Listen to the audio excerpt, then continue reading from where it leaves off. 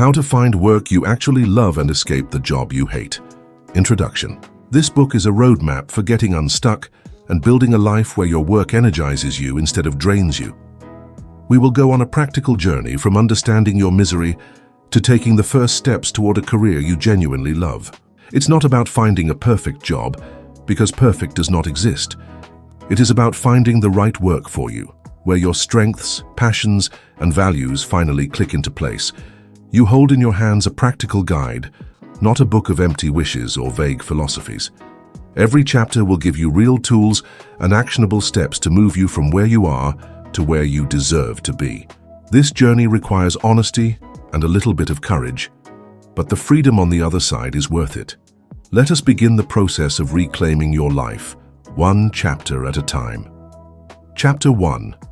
The Sunday Scaries are a symptom, not the disease. It starts as a whisper sometime after lunch on Sunday, a quiet, sinking feeling in the pit of your stomach that grows louder as the sun begins to set. This feeling, which millions of people have nicknamed the Sunday Scaries, is the most reliable signal that something in your life is deeply wrong. It is your body's and your mind's natural, healthy reaction to the idea of returning to an environment that drains you. Think of it like the check engine light in your car. The light itself is not the problem, it is just the indicator telling you that the engine needs immediate attention. Ignoring the Sunday Scaries is like putting a piece of black tape over that check engine light. You might not see the warning anymore, but the engine is still grinding itself into disrepair, and a breakdown is inevitable. We have been conditioned to dismiss this feeling as a normal part of being an adult. We say things like, "Well, that's why they call it work," or "Nobody likes their job, I just have to get through it." This is a dangerous lie that keeps us trapped in a cycle of quiet desperation. The idea that work is supposed to be miserable is one of the most destructive myths of modern society. A massive global poll conducted by Gallup consistently finds that the vast majority of people are not engaged or are actively disengaged from their jobs. You are not alone in your unhappiness, but the fact that it is common does not make it acceptable for your one precious life.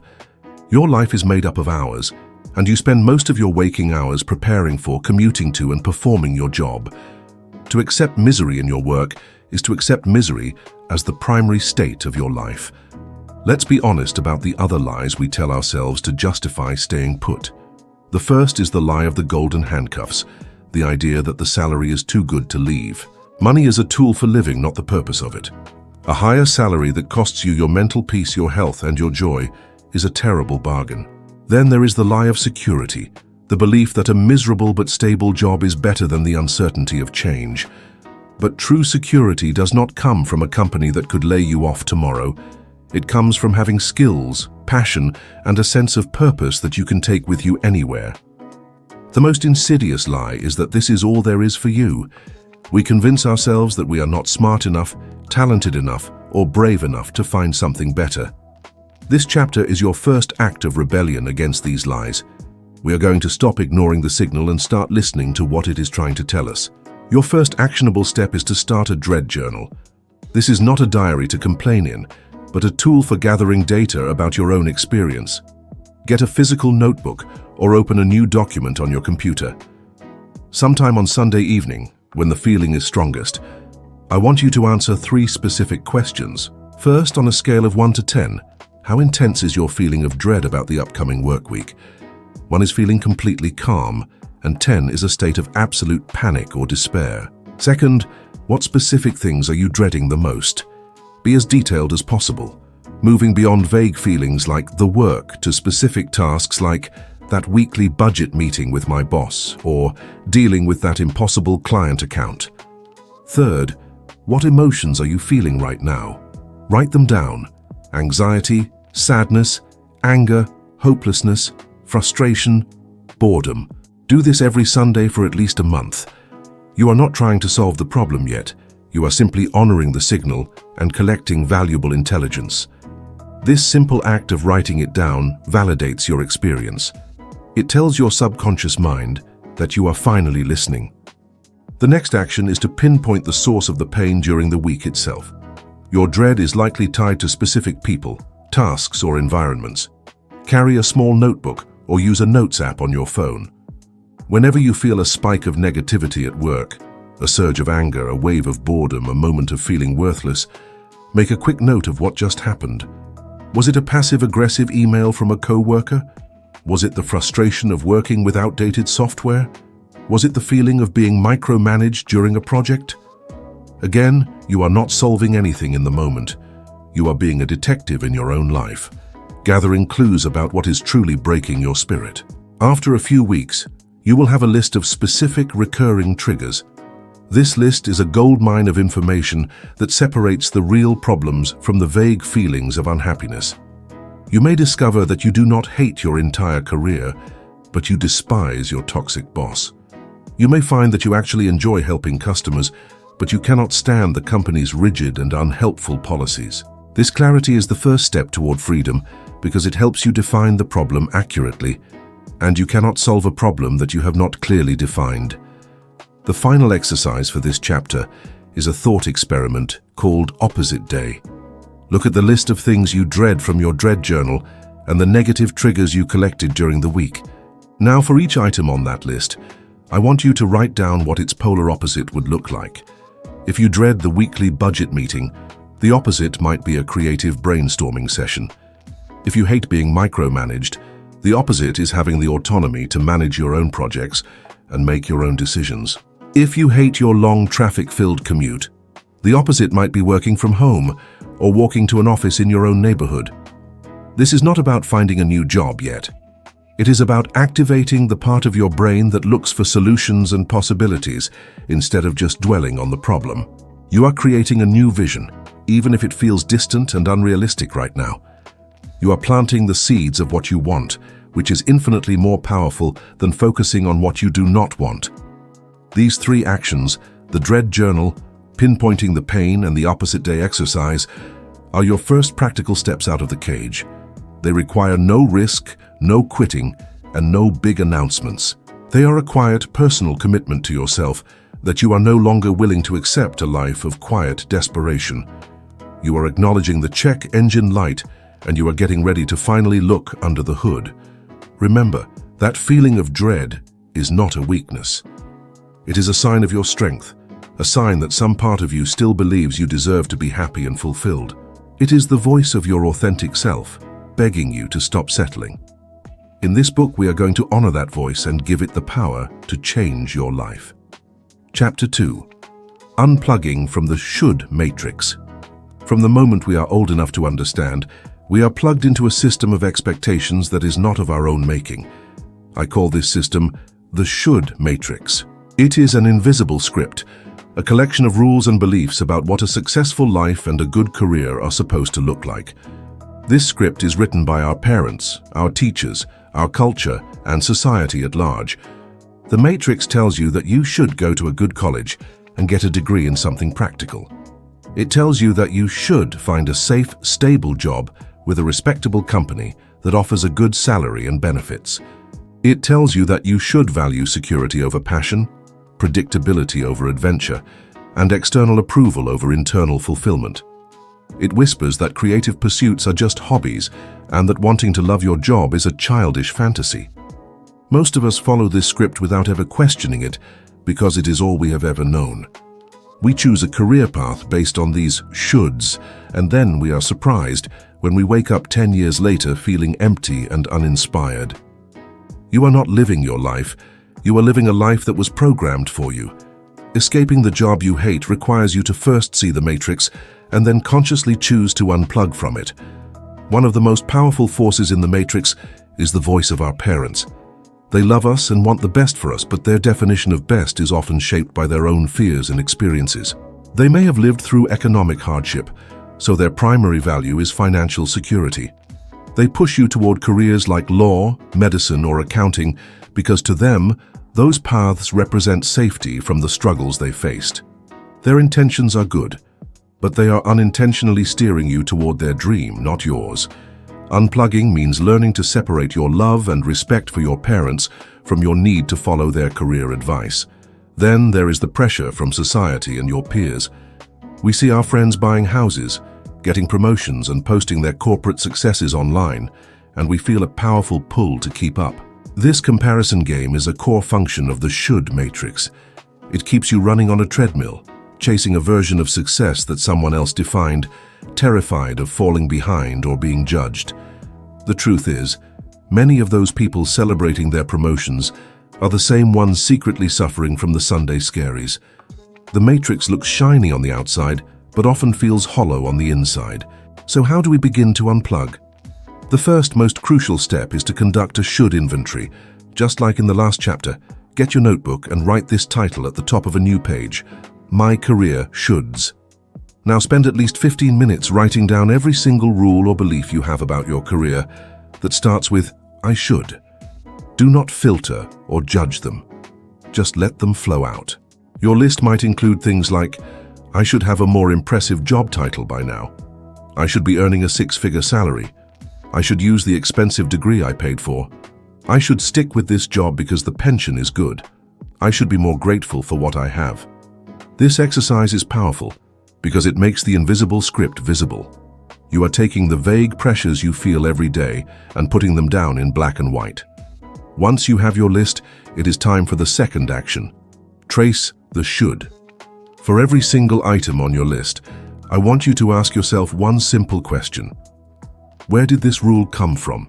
Take the statement, I should use the expensive degree I paid for. Did that belief come from your parents who sacrificed to send you to school? Did it come from your own desire not to feel like you wasted money? Take the statement, I should have a more impressive job title. Did that come from seeing your college roommate's LinkedIn profile? Did it come from a demanding professor who told you that you had great potential? Assign a source to every single should on your list. Be brutally honest with yourself during this process.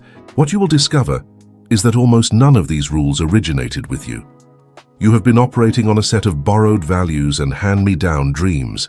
This realization is not meant to make you angry or resentful. It is meant to set you free. You cannot be blamed for following a map when it was the only map you were ever given. But now that you can see it is the wrong map, you have both the right and the responsibility to draw a new one. The final action in this chapter is perhaps the most liberating. It is time to write yourself a permission slip. This may sound silly, but it is a powerful psychological tool for overriding old programming. On a clean page in your notebook, I want you to write the following words at the top: permission slip. Below that, you are going to write a letter to yourself, from yourself. It should grant you explicit permission to let go of the shoulds and want something different for your life. It might sound something like this: I give myself permission to want a job that makes me feel creative and alive, even if it pays less. I give myself permission to disappoint people who have different expectations for my life, because this is my life to live. Continue this for every major should you identified.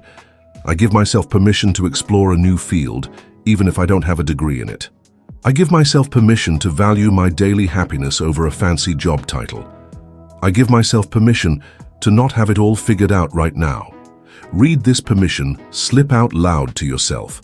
Put it somewhere you can see it regularly, like taped to your bathroom mirror or on your desk.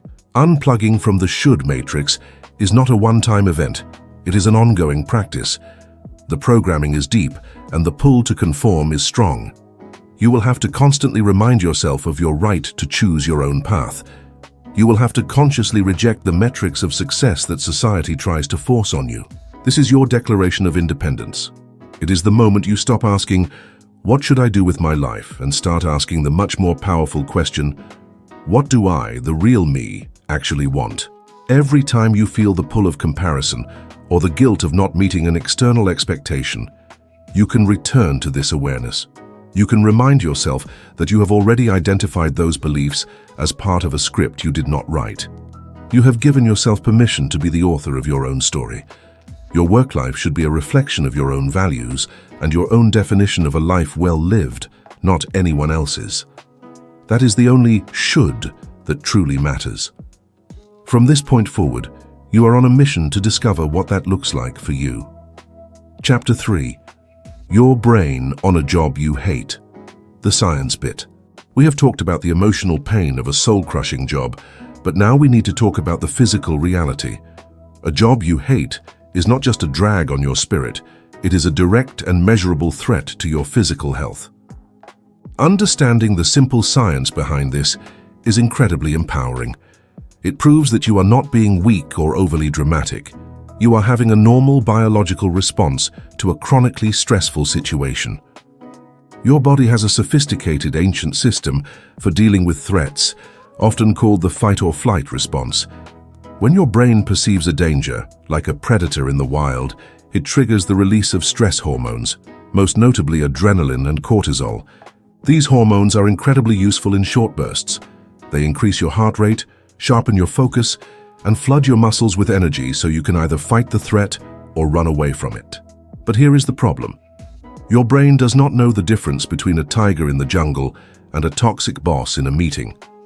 It treats a passive-aggressive email, an impossible deadline, or public criticism as a legitimate threat to your survival. In a job you hate, this threat is not a rare occurrence.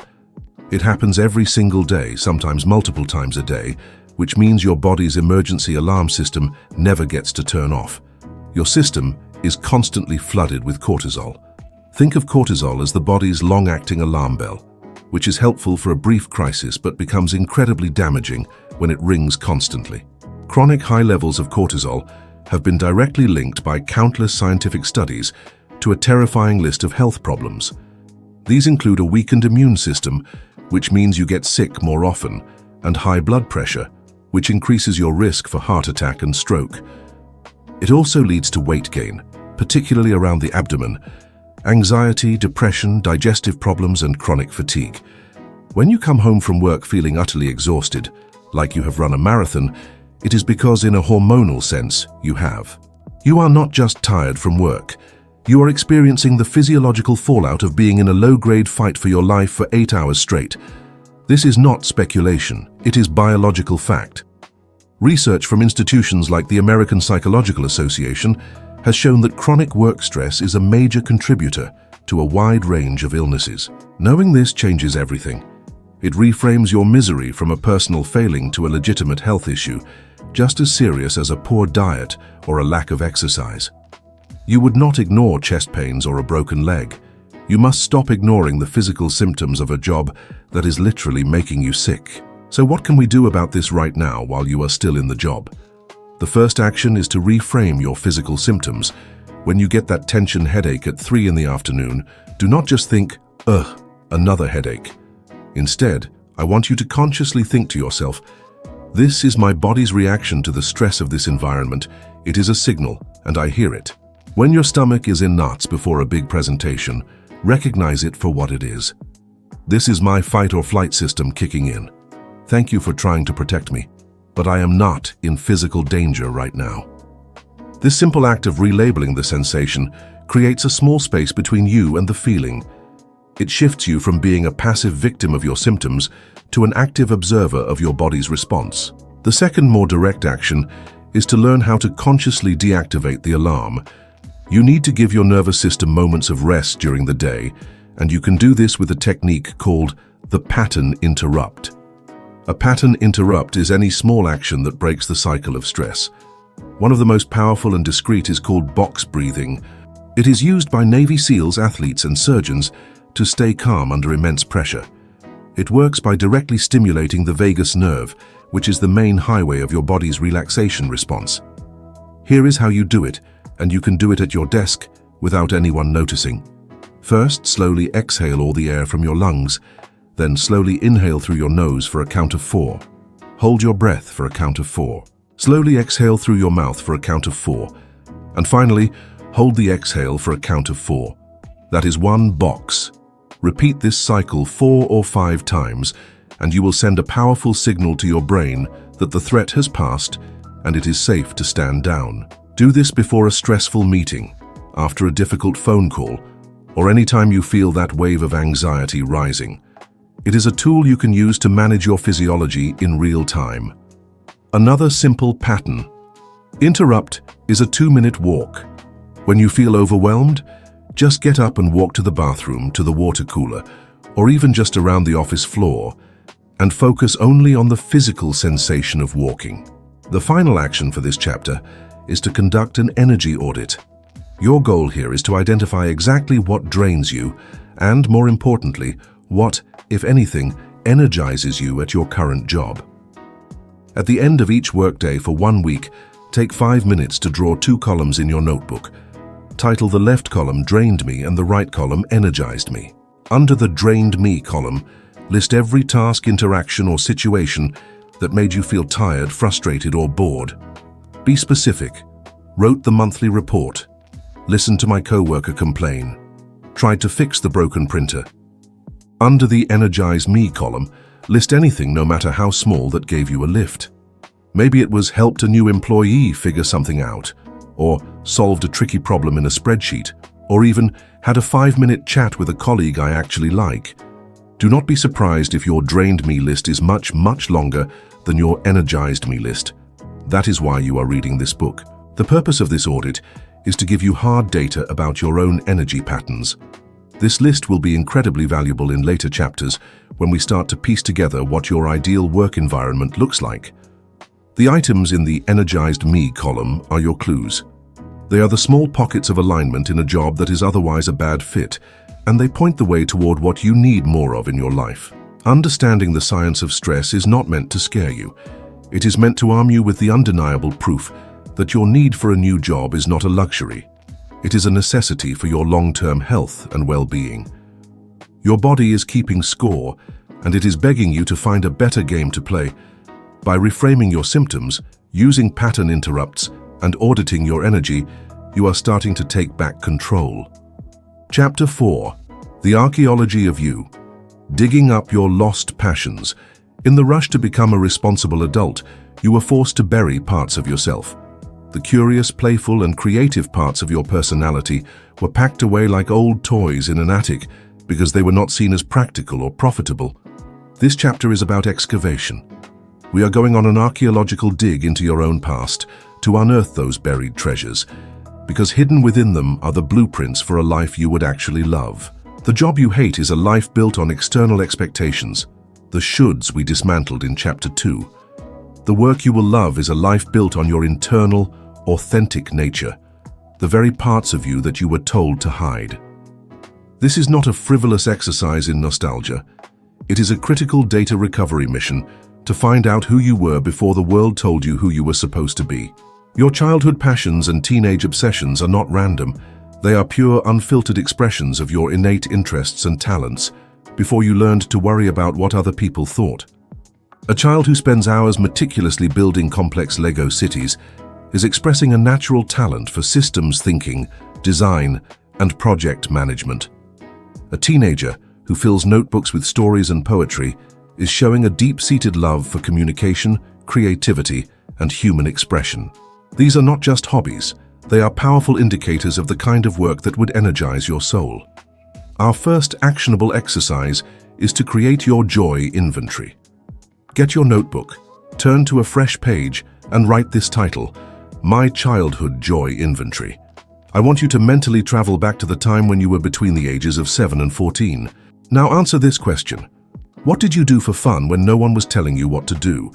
What activities made you lose track of time, completely absorbed in your own little world? Write down everything that comes to mind, no matter how silly or irrelevant it seems now. Did you draw comic books, take apart old radios, or organize your friends into elaborate imaginary games? Did you spend hours in the library reading about ancient Egypt? Or did you prefer to be outside, building forts in the woods? Did you love to cook with your grandmother, put on plays for your family, or write code on your first computer? Do not censor yourself. Just create a long flowing list of these joyful activities. Once you have your list, we are going to look for patterns. For each item on your list, I want you to write down the core verb associated with it. If you loved building Lego cities, the verbs might be designing, building, organizing, creating systems. If you loved reading about ancient Egypt, the verbs might be learning, researching, discovering, investigating. If you loved putting on plays, the verbs are performing, directing, writing, collaborating. This process distills the activity down to its essential action, its core energy. You are not looking for a job as a professional Lego builder. You are looking for a job that allows you to design, build, and organize things. which could be anything from software architecture to event planning. The second dig site on our archaeological mission is your teenage years. This is a time of intense identity formation, and what we choose to obsess over reveals a great deal about us. Title a new page in your notebook, My Teenage Obsession Audit. Think about the time when you were between 15 and 20. What did you spend your time, money, and energy on? What posters were on your wall? Were you obsessed with a particular band, learning every lyric and reading every interview? That shows a passion for music, storytelling, and perhaps marketing and community building. Were you the person who everyone came to for computer help, spending weekends upgrading your PC and learning about new software? That points to a love for technology, problem solving, and teaching. Did you volunteer for a cause you believed in, organize a school event, or get deeply involved in a sports team? These show a passion for service, leadership, and teamwork. Just like before, list these obsessions and then distill them down to their core verbs and themes. You are looking for the underlying drive beneath the surface-level interest. The final part of our dig is called the bookstore test. This is an exercise you can do either in your imagination or by actually going to a large bookstore or library. Imagine you have a free Saturday afternoon and $500 to spend on any books you want, with no goal other than your own curiosity and enjoyment. Where in the store do you go first? What section makes your heart beat a little faster? Is it the business section with books on leadership and startups? Is it the science and nature section, full of wonders about the cosmos and the animal kingdom? Is it the art and photography aisle, the history section, the cookbooks, or the books on psychology and human behavior? The sections you are instinctively drawn to are where your natural curiosity lives. Your mind wants to learn about these topics for the sheer pleasure of it, which is a massive clue about what you find intrinsically motivating. Write down the top 3 to 5 sections you would spend the most time and money in. These topics are fertile ground for a potential career change. Now you should have 3 powerful lists: your childhood joy inventory, your teenage obsession audit, and your bookstore test results. Your job is to look at these 3 documents together and find the overlapping themes. What words, verbs, and topics appear again and again? Do you see a consistent pattern of creating, organizing, and building? Or is the pattern more about learning, researching, and explaining? Perhaps your pattern is centered on helping, healing, and connecting. These recurring themes form the core of your authentic professional identity. They are the golden threads that have been running through your entire life, waiting for you to notice them. This is who you are. A person who loves to solve puzzles, or a person who loves to express ideas, or a person who loves to create order out of chaos. This process can be emotional. You may feel a sense of grief for the parts of yourself you left behind. That is okay.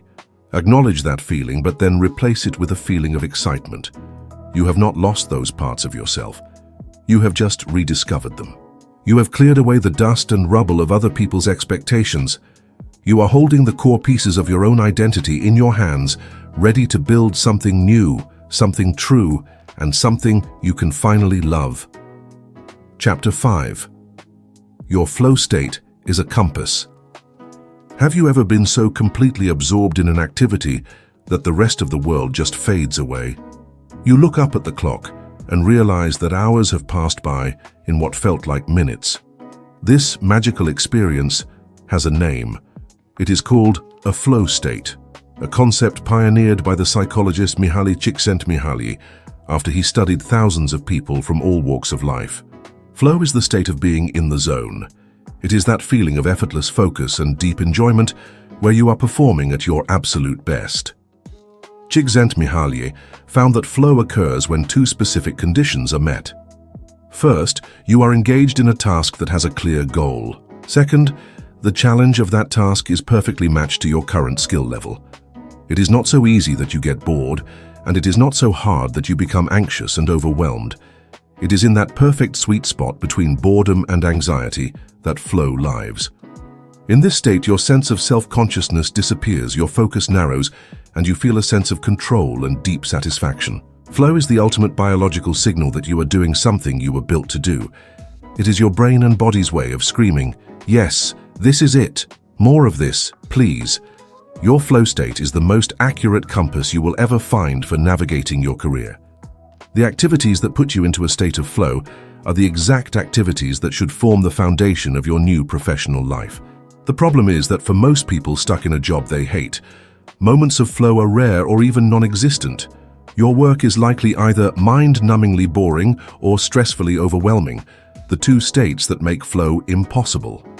Therefore, our mission in this chapter is to become a flow detective.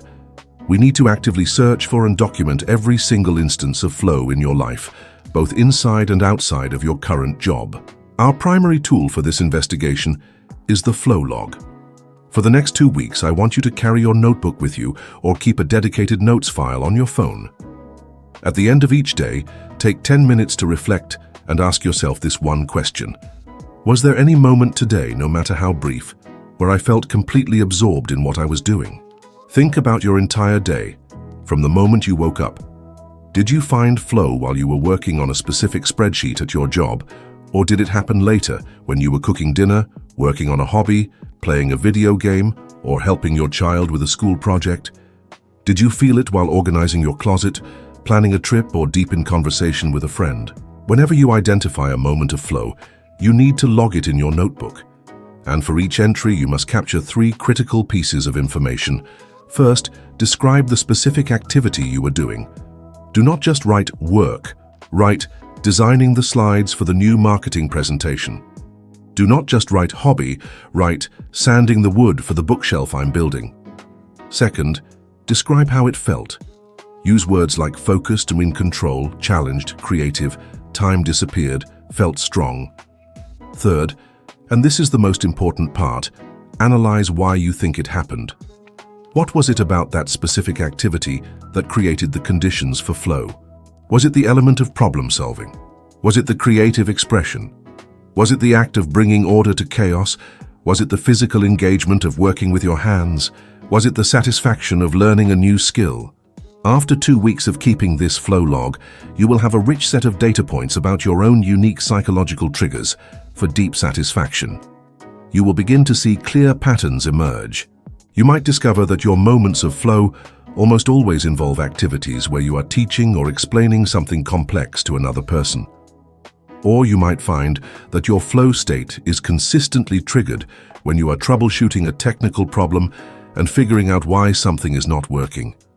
Perhaps your flow comes from strategic thinking, like playing a complex board game or mapping out a business plan for a friend. These patterns are not just interesting, they are your personal instruction manual for a fulfilling career. The second action in this chapter is to deconstruct your flow. Take your flow log and, for each entry, break the activity down into its core components and skills. Let's say one of your flow moments was planning a weekend camping trip for my friends. The core components of that activity are research, logistics, budgeting, communication, and coordinating people. Those are all incredibly valuable professional skills. A career in project management, event planning, or travel consulting would allow you to use those exact skills every single day. Let's say another flow moment was fixing my friend's broken laptop. The core components there are diagnosing problems, technical analysis, patient experimentation, and finding solutions. That points toward a career in IT support, engineering, or any kind of repair or quality assurance role. You are connecting the feeling of flow to a tangible set of marketable abilities. The final action is to actively engineer more flow into your life starting right now. You do not have to wait until you quit your job to feel this way more often. Look at your flow log and pick 1 or 2 of the activities that consistently create a flow state for you.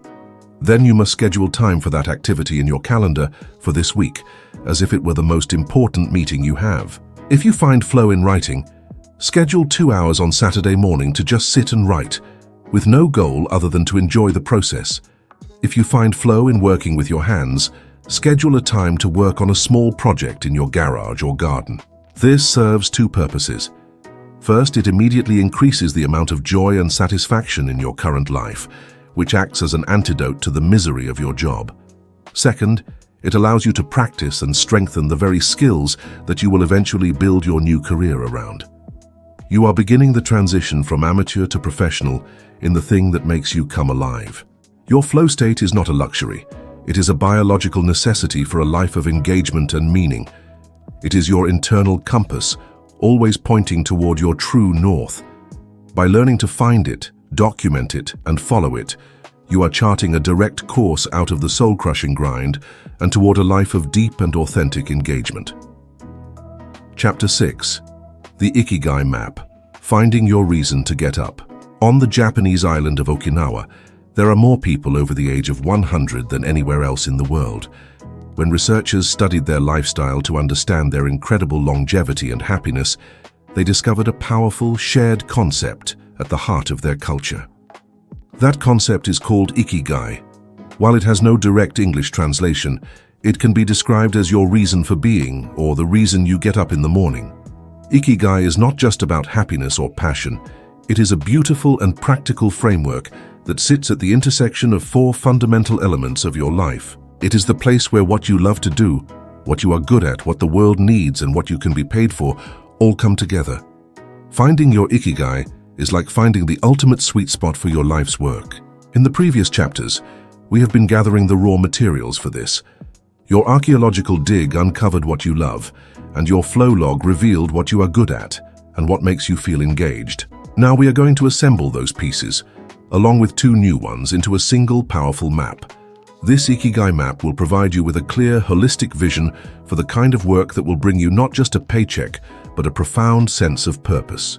The actionable exercise for this entire chapter is to draw your own Ikigai map. Take a large piece of paper and draw 4 large overlapping circles, like a Venn diagram. Label the top circle, "What I love." Label the left circle, "What I am good at." Label the right circle, "What the world needs." And label the bottom circle, "What I can be paid for." Our task is to fill in each of these 4 circles with as much detail as possible, using the work we have already done and some new reflection. Let's start with the first circle, "What I love." This is where you put the findings from your archaeological dig and your bookstore test. Look back at your childhood joy inventory and your teenage obsession audit. Write down all of those core themes and activities inside this first circle, things like solving puzzles, creative writing, exploring nature, organizing things, learning about history, making music. Be generous here. This circle is not about skill or practicality. It is purely about what lights you up and fills you with genuine curiosity and joy. Now, let's move to the second circle on the left, "What I am good at." This is about your skills and talents, both natural and learned. Look at your flow log. The activities that put you in a state of flow are clear indicators of your strengths. Also, think about your current job, even if you hate it. What are you genuinely good at? Maybe you are an excellent communicator, a fast learner, or great at managing details. Ask your friends and family what they think you are good at. Sometimes others can see our talents more clearly than we can. The list might include public speaking, data analysis, being empathetic, fixing things, strategic thinking, or teaching others. Do not be modest. This is a private inventory of your capabilities. Next, we move to the third circle on the right, which is a new and outward-looking question: what the world needs. This is where we connect your personal passions to the problems and desires of other people. Work has value only when it serves someone else. So, what problems do you see in the world, your community, or your industry that you feel compelled to help solve? This does not have to be as grand as world peace. It can be very specific. Maybe you see that small businesses in my town struggle with their marketing, or people are lonely and need more ways to connect, or parents are overwhelmed and need more support, or there is too much plastic waste in our environment. Think about what makes you angry or frustrated about the state of things. That anger is often a signpost pointing toward what you believe the world needs. List these needs and problems in the third circle. Finally, we come to the fourth circle at the bottom, what I can be paid for. This is the reality check, the circle that connects our purpose to our survival. For this circle, you need to do a bit of practical research. Look at the items in your what I love and what I am good at circles. Then go online to job sites like LinkedIn or Indeed and start searching for those keywords. What kinds of job titles and industries come up? If you are good at organizing and data analysis, you might find jobs like project manager, logistics coordinator, or data analyst. If you love creative writing and are good at being empathetic, you might find work in content marketing, non-profit fundraising, or user experience writing. This circle is about identifying the marketable skills you already possess or could realistically acquire. It is about understanding the economic landscape for your passions and talents. Now comes the magic. With all 4 circles filled in, you are going to look at the places where they overlap. The intersection between what you love and what you are good at is your passion. But if you cannot get paid for it and it does not serve the world, it is just a hobby that will leave you feeling fulfilled but poor. The intersection between what you are good at and what you can be paid for is your profession. This is where most people live in their soul-crushing jobs, feeling comfortable but empty because they do not love it, and it lacks a sense of mission. The intersection between what the world needs and what you can be paid for is your vocation. You are helping solve a real problem and getting paid, but if you do not love it or are not good at it, you will feel a sense of uncertainty and may struggle with imposter syndrome. The intersection between what you love and what the world needs is your mission. You feel a sense of delight and purpose, but without being good at it or getting paid, you will be a happy but broke idealist. Your Ikigai is the center point, the sweet spot where all 4 circles overlap. It is the activity or career path that combines your passion, your profession, your vocation, and your mission into one unified whole. Look at your map. Can you see any themes or specific job ideas that fall into that central intersection? Perhaps you love teaching. You are good at explaining complex topics. The world needs people with better financial literacy, and you can get paid for it by becoming a financial coach for young adults. That is your Ikigai. Perhaps you love nature. You are good at design and planning. The world needs more sustainable urban spaces, and you can get paid for it by becoming a landscape architect specializing in green roofs. That is your Ikigai. Your Ikigai map is your treasure map. It may not give you a single perfect job title, but it will give you a powerful direction and a set of criteria for evaluating any future opportunity. This is your reason to get up in the morning, made visible and clear. It is the destination you are now steering toward, a career that promises not just a living, but a life. Chapter 7. Your values are your non-negotiables. Imagine you have found a job that seems perfect based on your Ikigai map. It combines what you love, what you are good at, what the world needs, and what you can be paid for. You take the job, and for a few months it feels great. But slowly that old familiar feeling of dread begins to creep back in. Why? The work itself is a good fit, but the environment is not. The company culture requires you to work 70 hours a week, but you deeply crave work-life balance. The job offers a fantastic salary, but it is a solo role, and you have realized that you are miserable without a collaborative team. The mission is inspiring, but the leadership is unethical. A job that violates your core values will always end in misery, no matter how perfect it looks on paper. Your values are the fundamental principles that govern your life. They are the soil in which your happiness and fulfillment must grow. If the soil is toxic, the plant will wither and die regardless of how much sun and water it gets. Therefore, before we can move on to building your escape plan, we must clearly define your core values. These values will become your ultimate filter, your list of non-negotiables for any career you consider. They are the essential conditions that must be met for you to thrive. The first step in this process is to brainstorm a master list of potential values. Many of us have never consciously thought about what our values actually are, so we need a menu to choose from. Take a new page in your notebook and spend some time reading through the following list. As you read, circle or highlight any word that resonates with you, any principle that feels deeply important to your sense of self. Here is a starting list: adventure, authenticity, autonomy, balance, challenge, community, compassion, competence, contribution, creativity, dependability, equality, fairness, family, financial security, freedom, friendship, fun, growth, harmony, health, honesty, humor, influence, inner peace, integrity, justice, kindness, knowledge, leadership, loyalty.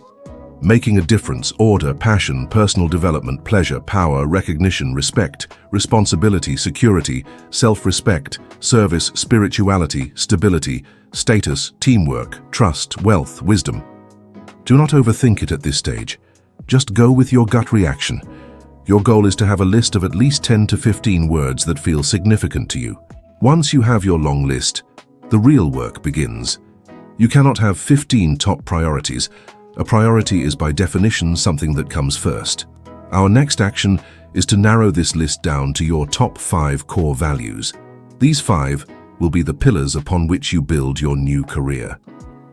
To do this, we are going to use a method called the Tough Choices exercise. Look at your list of 10 to 15 values and start pairing them up in forced choice scenarios. For example, if you circled both financial security and autonomy, ask yourself this question.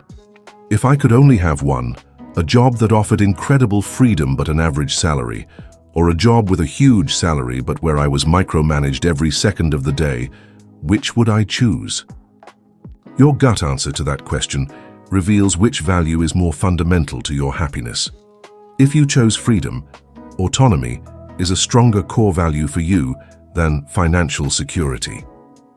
Go through your list, pitting your chosen values against each other in these kinds of difficult scenarios. If you had to choose between a job with amazing teamwork but slow growth, or a job with rapid growth but where you worked alone, which would it be? This process can be difficult because you are forcing yourself to prioritize things that all feel important, but that is the entire point. It separates the nice-to-haves from the must-haves. Keep doing these head-to-head matchups until you have a clear hierarchy. Your goal is to whittle your list down until only your 5 most essential, non-negotiable values remain.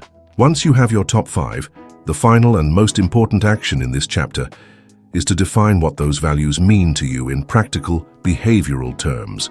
A value is useless if it is just an abstract word. It needs to be a clear rule for living. Take each of your top 5 values and for each one answer this question. What does this value look like in action in my daily work life? For example, if one of your top values is creativity, what does that actually mean? Does it mean you need to be an artist? Or does it mean you need to have a job where you are constantly asked to come up with new solutions to problems? Does it mean you need an unstructured environment or a role where you can design new systems? Write a clear one-sentence definition for each value. For creativity, your definition might be, I must have a role where I am regularly encouraged to experiment and find innovative solutions, rather than just following a set procedure. If a top value is balance, your definition might be, I must work for a company that respects a 40-hour work week and allows me the flexibility to be fully present in my non-work life.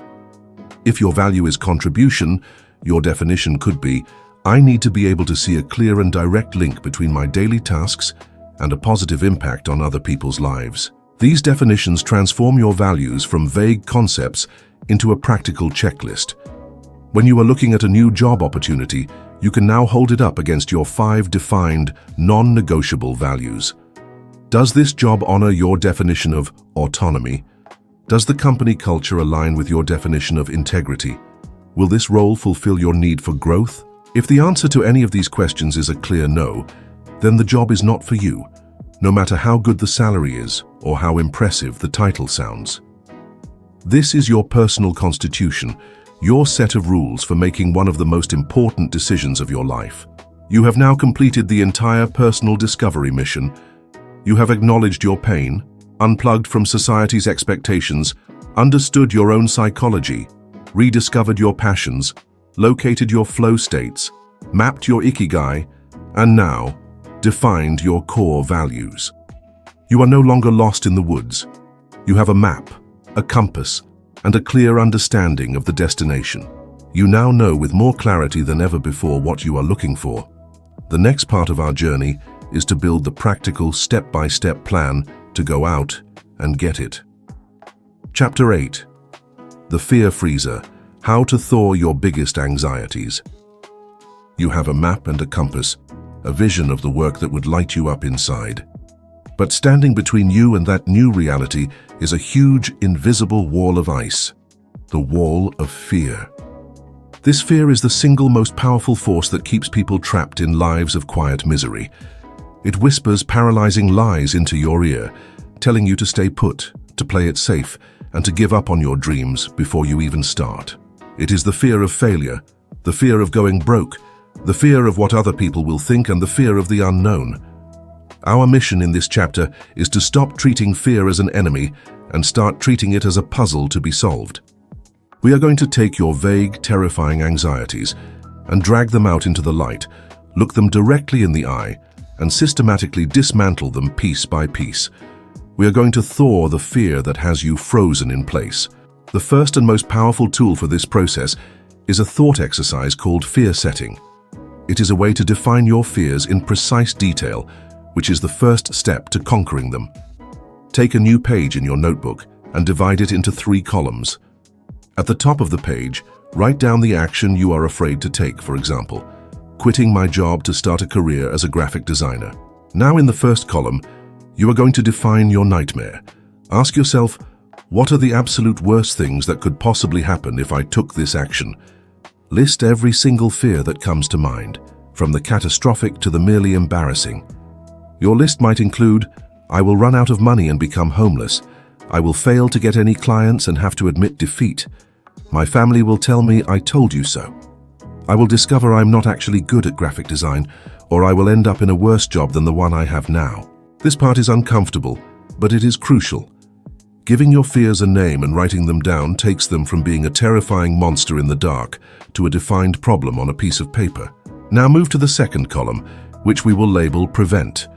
For each and every fear you listed in the first column, I want you to brainstorm specific actions you could take right now to reduce the likelihood of it happening.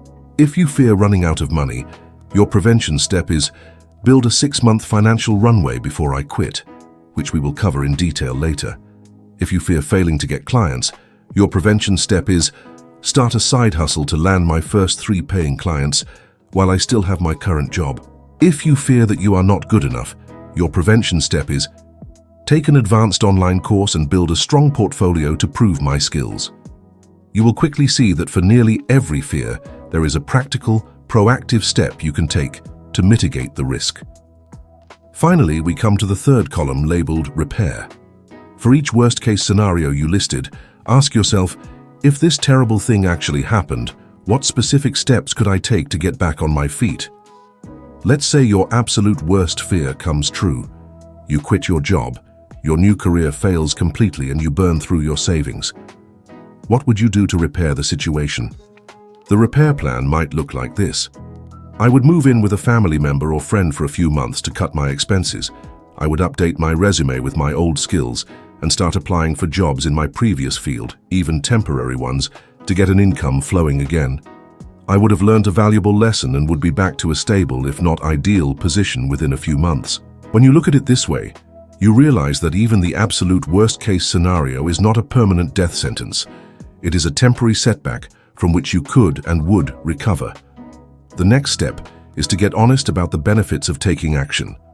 On a new page, write down all the positive things that could happen, even if they are only moderate successes, if you were to make a change. This could include, I would feel proud of myself for trying, I would learn new skills, I would have more control over my daily schedule, I would feel energized instead of drained, or I might build a career that I love for the rest of my life. This helps to balance the scales in your mind. We are often so focused on the potential negatives that we completely ignore the enormous potential positive outcomes. The final and most sobering part of this exercise is to quantify the cost of inaction. On another new page, ask yourself this powerful question. What is the cost of staying put? Describe in detail what your life will look like in 6 months, 1 year and 5 years, if you do not make a change and continue on your current path. Think about the emotional cost of continued dread and boredom, the physical cost of chronic stress on your body, and the financial cost of never reaching your true earning potential in a field you are passionate about. Be brutally honest. The cost of inaction is often far more terrifying and far more certain than the risks of taking a calculated leap. You are not just afraid of failure, you are also afraid of what people will think.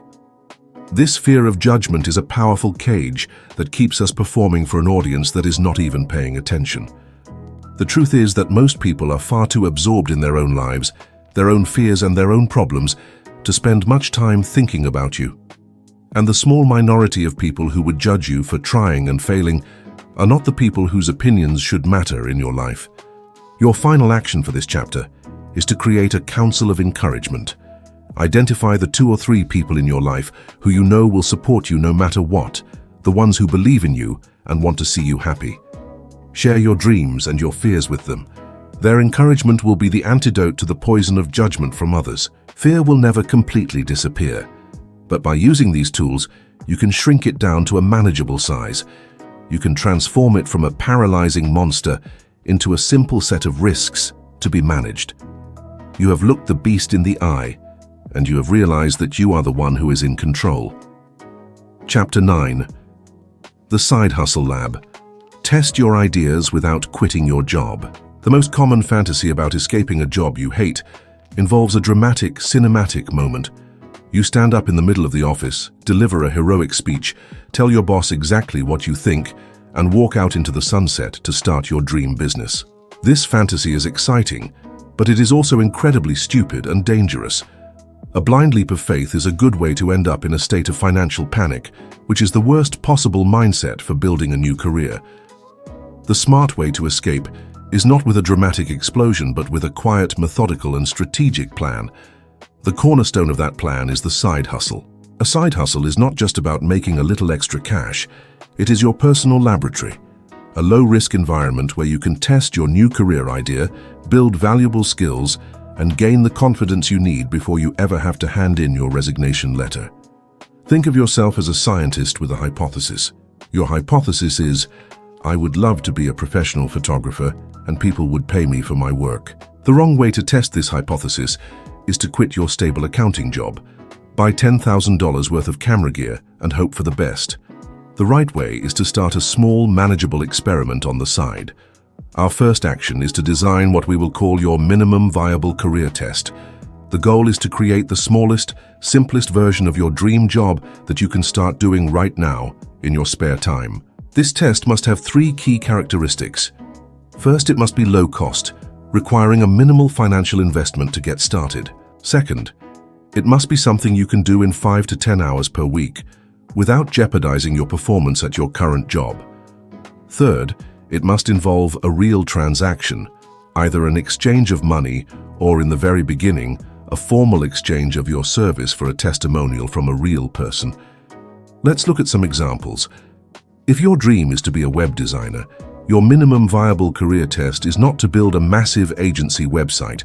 It is to find one local small business with a terrible website and offer to redesign it for a very low fee. If you want to be a life coach, your test is not to rent an office and launch a huge marketing campaign. It is to offer 3 free coaching sessions to a friend in exchange for a detailed testimonial and feedback on your process. If your dream is to run a bakery, your test is not to sign a lease on a storefront. It is to bake one type of specialty cookie, perfect the recipe, and sell it at a local farmer's market one Saturday a month. Take your idea that you developed from your Ikigai Map and your flow states. Spend some time brainstorming what the absolute smallest, most basic version of that career would look like. This is your starting point. The most common excuse people have for not starting a side hustle is, I do not have the time. This is almost never true. What we lack is not time, but a clear system for using the time we have. The next action is to become a ruthless time auditor and scheduler. For 1 week, I want you to track how you spend every hour of your day, especially your non-work hours. Be honest. How much time is spent scrolling through social media, watching television shows you do not even really like, or just generally being unproductive? You will likely find that there are at least 5 to 10 leaky hours in your week that you can reclaim. Once you have identified this time, you must formally schedule your side hustle work into your calendar, treating it with the same seriousness as a doctor's appointment.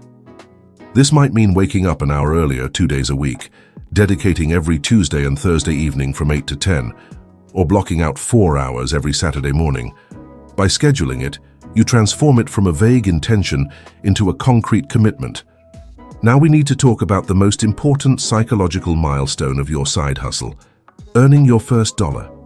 The moment someone you do not know pays you real money for the work you love to do, something profound shifts in your brain. It is the ultimate validation. It proves in a way that nothing else can that your passion is not just a silly hobby. It is a valuable skill that has a place in the real world. Therefore, your initial goal is not to replace your salary.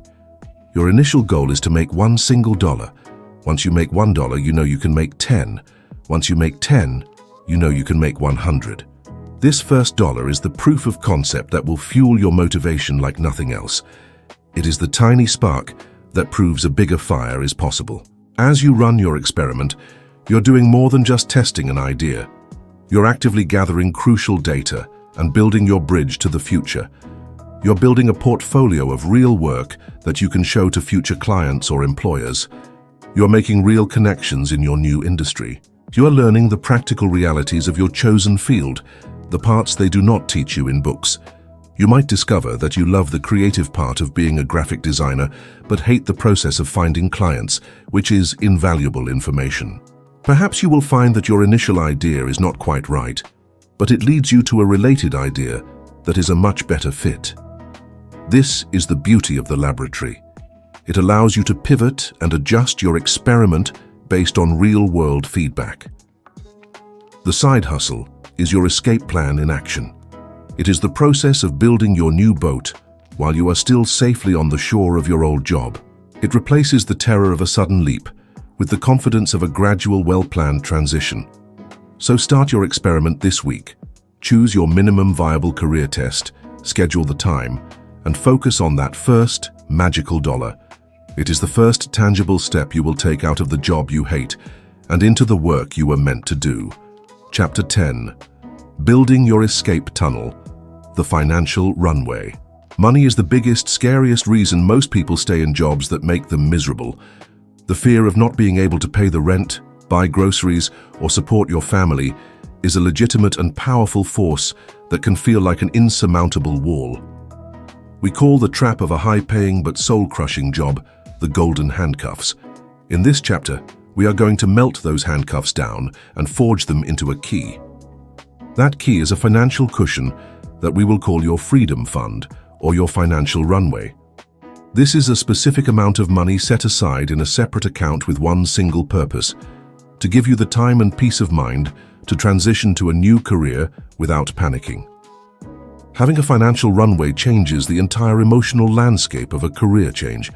It transforms the experience from a terrifying tightrope walk without a net to a calm, deliberate journey with a massive safety cushion underneath you. It is the single greatest gift you can give your future self. It buys you options, it buys you time, and most importantly, it buys you the courage to make a choice based on your long-term happiness, not your short-term fear. Our first non-negotiable step is to calculate your freedom number. This is the exact amount of money you need in your runway. Get your notebook and your bank statements. We are going to figure out your bare-bones survival mode monthly budget. First, list all of your absolutely essential monthly expenses. This includes your rent or mortgage payment, your essential utilities like electricity and water, your health insurance premiums, your minimum debt payments for student loans or credit cards, and your basic grocery bill. This is not the time to include your daily latte, your streaming subscriptions, or your weekend entertainment budget. This is about identifying the absolute minimum amount of money you need to keep your life afloat for 1 month. Be honest and thorough. Once you have a list of all these essential expenses, add them all up. This total is your monthly survival number. Now you need to decide on the length of your runway. A common and highly recommended goal is 6 months of living expenses. A 6-month runway gives you a very comfortable amount of time to find the right new job or get your new business off the ground without feeling the pressure of a ticking clock. If 6 months feels too daunting, start with a goal of 3 months, which is still a powerful safety net. So take your monthly survival number and multiply it by the number of months you have chosen for your runway. For example, if your essential monthly expenses are $3,000, a 6-month runway would mean your freedom number is $18,000. This number might seem huge and intimidating at first. Do not let it scare you. Breaking it down is the first step to making it achievable.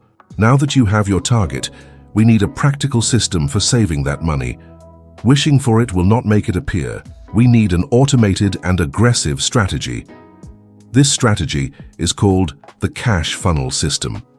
You are going to create a funnel that automatically directs money from your income sources into a dedicated savings account for your freedom fund. The first step is to open a new savings account at a completely different bank from your primary checking account. This is a crucial psychological trick. You want this money to be out of sight and slightly inconvenient to access, so you are not tempted to dip into it for non-emergencies. Next, you are going to set up an automatic transfer. Arrange for a specific amount of money to be transferred from your main checking account into your new Freedom Fund savings account the day after you get paid. This principle of paying yourself first is the secret to successful saving. By making the transfer automatic, you remove willpower and decision-making from the equation. The money is saved before you even have a chance to spend it. How much should you transfer? This is where you have to be aggressive. For a temporary period of time, your number one financial priority is building this runway. This means you need to go on what is called a spending diet. Go through your budget and ruthlessly cut or reduce all non-essential expenses. Cancel subscriptions you do not use. Commit to cooking at home instead of eating out. And pause any major non-essential purchases. Every dollar you do not spend on these things is another dollar you can funnel into your freedom fund. This is not about long-term deprivation. You are framing this as a short-term sprint where you are consciously choosing to trade temporary comforts for permanent freedom. The second part of your cash funnel is to direct any and all extra income directly into your freedom fund. This is where the side hustle we discussed in the last chapter becomes a powerful accelerator. Every single dollar you earn from your side hustle should go straight into your freedom fund account. Tax refunds, birthday money, any unexpected windfalls, all of it goes directly into the fund. This creates a powerful feedback loop. Your side hustle is not just building your skills and confidence, it is actively building your financial escape tunnel brick by brick. Create a visual tracker for your progress. Draw a large thermometer or a progress bar in your notebook and color it in every time you hit a new savings milestone. Celebrating these small wins, like saving your first $1,000, is essential for keeping your motivation high during the saving process. It shows you that you are making real, tangible progress toward your goal. Having a fully funded financial runway is one of the most empowering feelings you can experience. It is the feeling of being in control of your own destiny. It means that if your toxic job becomes truly unbearable, you have the power to walk away. It means that when you do start your new career search, you can afford to be selective and wait for the right opportunity, not just the first one that comes along. It is your war chest, your safety net, and your declaration of independence all rolled into one. Start building it today. Calculate your number, set up your accounts, and begin funneling every spare dollar toward buying your freedom. Chapter 11. The Art of the Skill Bridge. Connecting where you are to where you want to be. One of the most paralyzing myths about changing careers is the idea that you have to start over from scratch. This belief makes the task seem so monumental that most people give up before they even begin. The truth is, you are not starting from scratch. You are executing a strategic pivot. You already possess a treasure trove of valuable skills, experiences, and knowledge from your current and past jobs, even if you hate them. The problem is not that you lack skills. The problem is that you have not learned how to identify, reframe, and connect those skills to your desired new career. This chapter is about building a skill bridge. We are going to systematically map out the skills you already have, identify the critical few you are missing, and create a targeted plan to acquire them, building a solid, walkable bridge from your current reality to your future career. This process removes the need for a terrifying leap of faith. Instead, you will walk confidently across a bridge that you have engineered yourself. Our first action is to conduct a transferable skills audit. A transferable skill is a capability that is valuable across many different jobs and industries, like communication, teamwork, or problem solving. Get your notebook and your resume. For every job you have ever held, I want you to list the top 3 to 5 main responsibilities you had. Do not just copy the job description. Think about what you actually did day to day. Now, for each responsibility, you are going to translate it into its underlying skills. For example, if a responsibility was manage the department's quarterly budget, the underlying skills are financial planning, data analysis, attention to detail, and resource allocation. If a responsibility was handled complaints from angry customers, the skills are conflict resolution, empathy, active listening, and problem solving. Go through your entire work history this way. Be a detective and look for the hidden value in even the most mundane tasks. Organize the weekly team meeting becomes project coordination, agenda setting, and communication. Once you have this long list of skills, group them into broader categories like leadership, communication, technical, analytical, and creative. You will be shocked at how capable and experienced you actually are when you see it all laid out like this. You are not just an unhappy salesperson. You are a skilled professional with proven expertise in negotiation, relationship building, persuasion, and resilience. Now that you have a clear inventory of what you have, it is time to figure out exactly what you need. This next action is called a gap analysis. Go to a major job board website and search for 5 to 10 job descriptions for the type of role you are dreaming of. Look for positions that seem like a perfect fit based on your Ikigai and values. Read these job descriptions carefully and create a master list of the top 10 most frequently mentioned required skills and qualifications. What are the non-negotiables that appear in almost every single posting? For a software developer role, this might be proficiency in Python and JavaScript. For a marketing manager, it might be experience with SEO and email marketing platforms. Now, take your list of transferable skills and place it side by side with the list of required skills for your dream job. The gap is the handful of skills that appear on the required list, but not on your current skills list. This is a moment of incredible clarity. Your challenge is no longer a vague, scary desire to become a marketing manager. It is a specific, manageable task to acquire skills in SEO and email marketing. You have narrowed the problem down from a mountain to a few specific learnable stepping stones. This is the gap that your skill bridge needs to cross. The final action is to create your skill bridge plan. This is your personal curriculum for acquiring the 1 to 3 most critical skills you identified in your gap analysis. For each missing skill, you need to brainstorm the fastest, most effective, and most affordable way to learn it. Your plan should not involve enrolling in a 4-year degree program. Instead, think in terms of targeted, high-impact learning. Can you learn this skill through a highly rated online course on a platform like Coursera or Udemy? Could you gain practical experience by volunteering for a non-profit that needs help in that area? Can you use your side hustle as a real-world classroom to practice this new skill on a small project? For example, if you need to learn SEO, your plan could be 1. Complete the Google Analytics and SEO Fundamentals online course. 2. Start a simple blog related to one of my hobbies and apply what I am learning to try and rank for specific keywords. 3. Offer to do a free SEO audit for a local small business to get a real project for my portfolio. This is a concrete, actionable plan that you can start this week. It is a targeted approach that focuses only on what is essential to make you a viable candidate in your new field. As you learn, you must document your progress.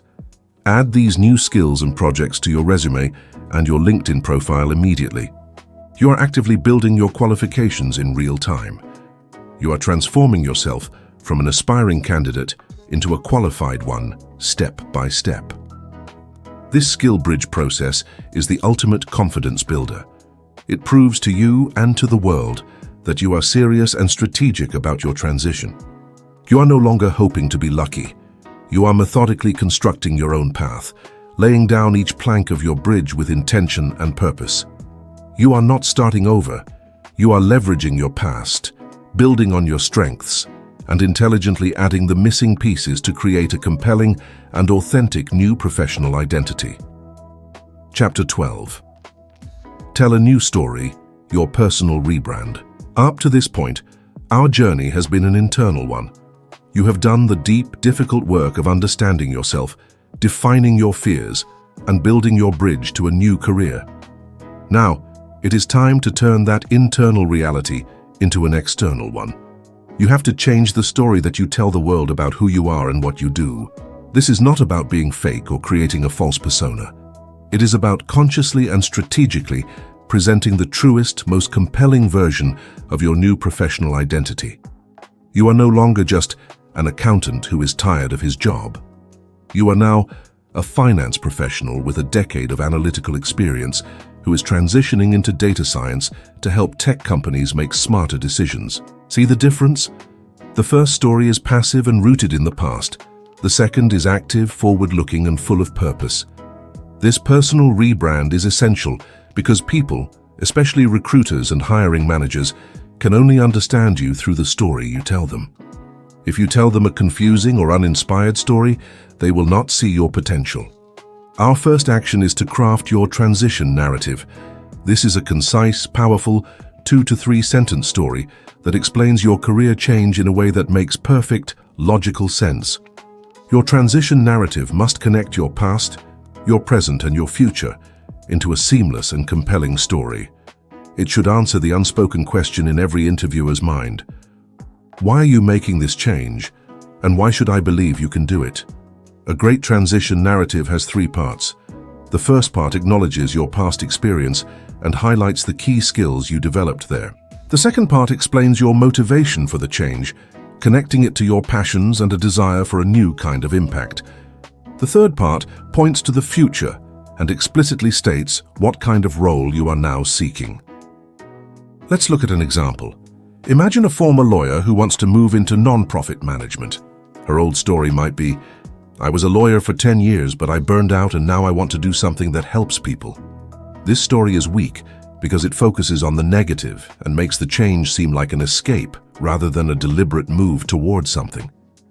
Her new transition narrative could be, "Over my 10 years as a corporate lawyer, I honed my skills in research, advocacy, and complex problem solving.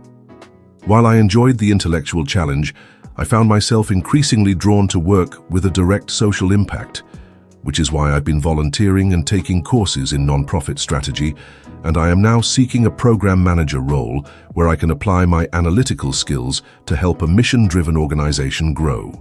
This new story is powerful. It reframes her legal background as a strength, explains her motivation in a positive way, shows she has taken proactive steps, and clearly states her goal.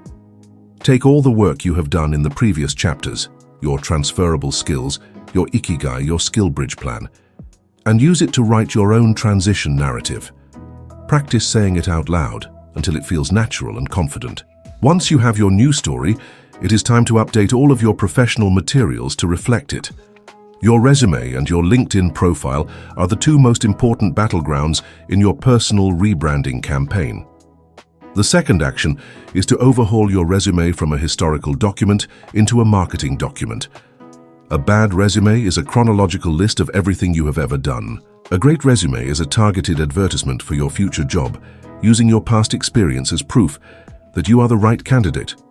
You must stop thinking of it as a list of job duties and start thinking of it as a collection of accomplishments. For every position on your resume, you need to replace passive duty-based statements like responsible for managing social media accounts with active, results-oriented accomplishment statements. A better version would be, grew social media engagement by 25% over 6 months by implementing a new content strategy and data-driven posting schedule. Even if you do not have hard numbers, you can describe the positive outcome. Trained new employees becomes, developed a new onboarding program that reduced the training time for new hires by 2 days. Most importantly, you must customize your resume for every single job you apply for. Look at the specific skills and keywords in the job description and make sure those exact words appear in your resume. Your LinkedIn profile is your digital first impression, and it needs to tell your new story loud and clear. Your third action is to transform your LinkedIn profile into a beacon for your new career. Start with your headline. It should not be your old job title. It should be your new aspirational identity. Instead of accountant at XYZ Corp, it should be finance and data analytics professional, seeking opportunities to leverage data to drive business growth. This immediately signals your new direction to anyone who lands on your page. Next, Rewrite your About section to be a longer, more personal version of your transition narrative. Tell your story, show your passion, and clearly state what you are looking for. Then start actively curating your profile to support your new identity. Join LinkedIn groups related to your new field, follow influential people and companies in that industry, and share articles and content that are relevant to your new career path. This demonstrates your genuine interest and shows that you are already immersing yourself in the world you want to join. It is an active, ongoing process of building your new brand. The final element of your rebrand is how you talk about yourself in person. You need to be ready to tell your new story confidently in networking situations and interviews. This means preparing for the inevitable question, "So tell me about yourself." Your answer should be a spoken version of your transition narrative. It should be a concise, engaging, one-minute summary of who you are, where you have been, and where you are going. Practice it with a friend or record yourself on your phone to make sure it sounds confident and compelling. Your personal rebrand is the final step in making your internal transformation visible to the world. It ensures that when opportunity comes knocking, it sees you not as the person you were, but as the capable, passionate professional you have become. You have done the hard work to change on the inside. Now it is time to confidently tell that new, true story on the outside. Chapter 13. The first 90 days in a job you love, and the now what panic. Congratulations, you did it. You navigated the fear, built the bridge, told your new story, and you landed a job that aligns with your passions, your skills, and your values. The sense of relief and excitement is overwhelming. But after the initial celebration fades, a new and unexpected feeling can start to creep in. It is a quiet, nagging voice in the back of your head that whispers, "What if I am not good enough for this? What if they find out I am a fraud?" This feeling is called imposter syndrome, and it is an incredibly common experience for high achievers and career changers. It is the intense, internal feeling that you are not as competent as you appear to others, and that you will soon be exposed as a fake. It is the dark side of landing your dream job. The stakes feel higher, and your desire to prove yourself is so intense that it can curdle into anxiety. This chapter is your guide to navigating the critical first 90 days in your new role. Our goal is to help you manage imposter syndrome, build a solid foundation for success, and turn your new job into a long and fulfilling career. The first and most important action is to reframe your mindset from "I need to prove myself" to "I am here to learn." You were not hired because you were expected to know everything on day one. You were hired because you showed potential, a willingness to learn, and a set of core skills that the company believed could be applied to their problems. Your new job is not a final exam, it is the beginning of a new semester. Embrace a beginner's mindset. This means giving yourself permission to be new, to ask questions, and to not have all the answers. When you feel that wave of imposter syndrome rising, I want you to tell yourself, "My primary job right now is to learn as much as I can. It is okay to not know this yet." This simple mental shift relieves the immense pressure to be perfect and reframes your role as that of a student and an observer. It allows you to focus on absorbing information instead of projecting a false sense of confidence. The second action is to go on a listening tour. For your first 30 days, your goal should be to talk less and listen more. Schedule brief, informal meetings with your new boss, your team members, and key people in other departments you will be working with. Do not go into these meetings to talk about your great ideas. Go in with a notebook and a set of humble, curious questions. Ask them questions like, "What does success look like in this role? What are the biggest challenges our team is facing right now? How does my role help you do your job better? And what is the one piece of advice you have for someone new to this team?" This approach does three powerful things. It helps you quickly understand the political and social landscape of your new workplace. It shows your new colleagues that you are humble and respectful of their experience, and it gives you invaluable information that will help you be effective later on. You are gathering intelligence that will allow you to make smart decisions and avoid rookie mistakes. You are building relationships before you start asking for things. The third crucial action is to identify and secure an early win. In your first 90 days, you need to find a small, manageable project or problem that you can solve to demonstrate your value and build your own confidence. This should not be a massive, company-altering initiative. It should be a specific, well-defined task that you can complete successfully and that will make your boss's or your team's life a little bit easier. Talk to your manager and ask, what is a small problem or nagging issue that I could take off your plate in my first couple of months here? This shows initiative and positions you as a problem solver. Maybe it is organizing a messy shared drive, creating a simple tracking spreadsheet for a team project, or documenting a process that no one has ever written down. The size of the win does not matter as much as the fact of its successful completion. When you deliver on this small promise, you create a positive first impression and build a foundation of credibility. More importantly, you prove to yourself that you can contribute and that you do belong here, which is a powerful antidote to imposter syndrome. As you navigate this new environment, it is also essential to manage your own energy. Starting a new job is mentally and emotionally exhausting because everything is new.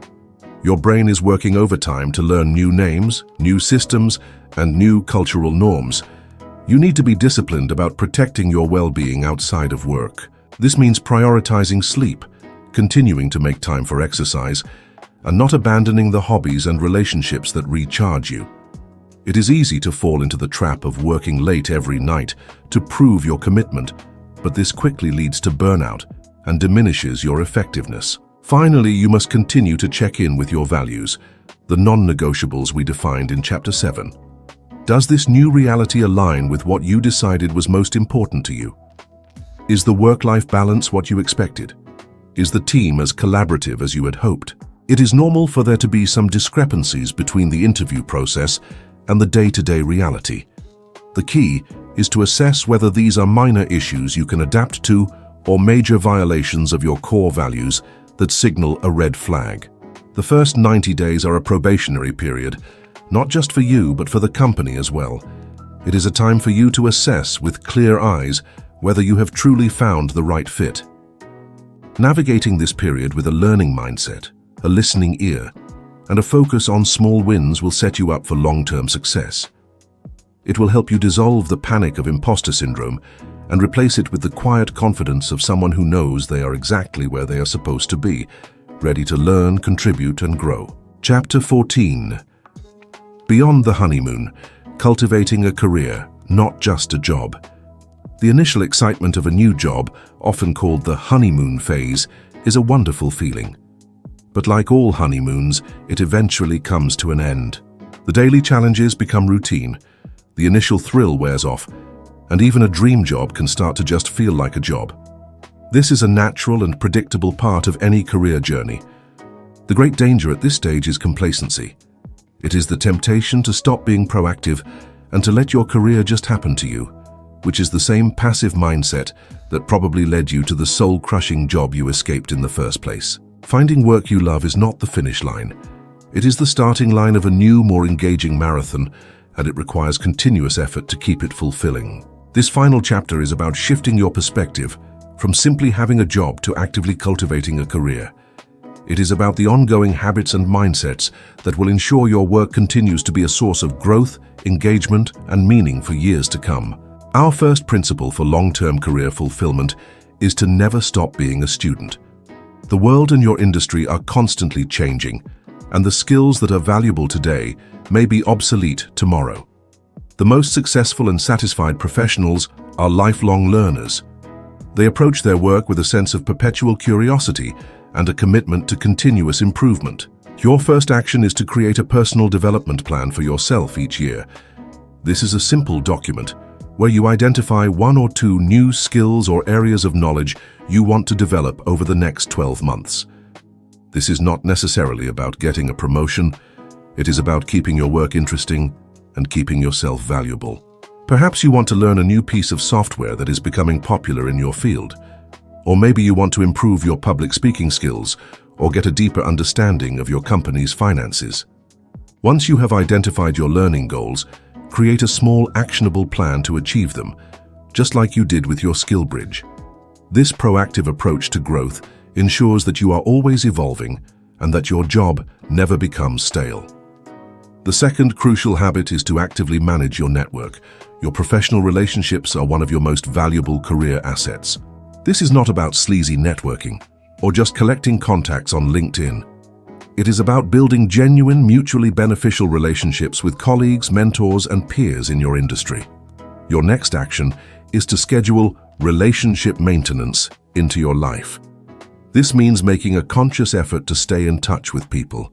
Once a month, make it a goal to have coffee or a virtual chat with a former colleague you respect. Join a professional organization in your field and attend their events, not to hunt for a job, but to learn from others and share your own experiences. When you help someone in your network without expecting anything in return, you build a reservoir of goodwill that will be invaluable throughout your career. A strong network is your safety net, your source of new ideas, and your connection to future opportunities. The third pillar of career cultivation is to regularly seek feedback. It is impossible to grow if you do not have an accurate understanding of your own strengths and weaknesses. Many people dread performance reviews, but you should actively seek feedback on a regular basis.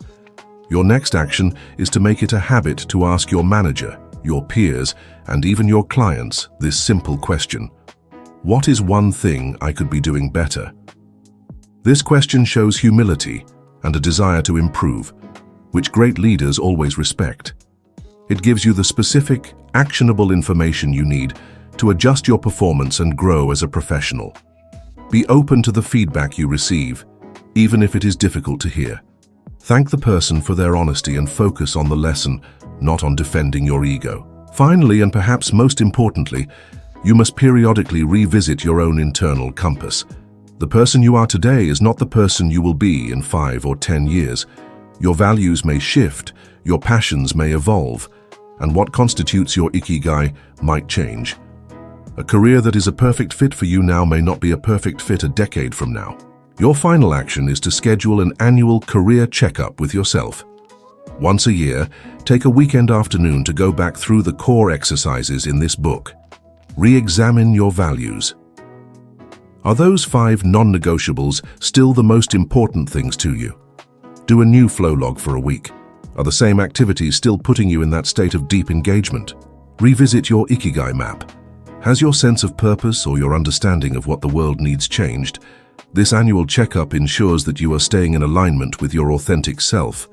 It allows you to make small, proactive course corrections in your career path, rather than waiting until you are miserable again and need to make a massive, disruptive change. It might mean taking on a new type of project at your current company, seeking a promotion into a leadership role, or even recognizing that it is time to start a new chapter at a different organization. Cultivating a career is like tending a garden. It requires regular attention, weeding out what no longer serves you, and planting new seeds for future growth. It is an active, ongoing process of learning, connecting, and self-reflection. By adopting these habits, you transform your work from something that happens to you into something you consciously create, day after day, year after year. You have escaped the soul-crushing grind. Now you have the tools to build a lifetime of meaningful, engaging work. Conclusion. The journey from a job you hate to work you love is one of the most profound and rewarding transformations you can undertake. It is a journey that moves you from a life of passive endurance to one of active, joyful creation. You began this book feeling trapped, drained, and perhaps hopeless. You now possess a complete toolkit of practical strategies and a new way of thinking about your life and your work. We have acknowledged the pain of a misaligned career and understood the real physical cost of staying put. You have unplugged from the should matrix and given yourself permission to want more for your life than just a paycheck. You have become an archaeologist of your own past, digging up your lost passions. You have learned to use your flow state as a compass, pointing you toward your innate talents. You have created your Ikigai Map, a clear and holistic vision for your reason to get up in the morning. You have defined your core values, your non-negotiable conditions for happiness. You have confronted your deepest fears and systematically dismantled them. You have designed a low-risk side hustle to test your new path and built a financial runway to buy your freedom. You have constructed a skill bridge to connect your past to your future and crafted a new, compelling story to tell the world. You have learned how to navigate the challenges of a new beginning and how to cultivate your career for a lifetime of fulfillment. This book has given you the map, the compass, and the tools, but the journey itself is yours and yours alone to walk. The final, most important step is the one you take after you close these pages. It is the decision to take one small, concrete action today. Do not wait for the perfect moment, because it will never arrive. Choose one exercise from this book. Calculate your freedom number. Write down one should, identify one moment of flow, and do it right now. Action is the antidote to despair. It is the engine of change. You hold the power to redesign your life. You deserve to spend your days engaged in work that energizes you, challenges you, and fills you with a sense of purpose. That life is not a distant fantasy. It is a destination you now know how to reach, one deliberate, courageous step at a time.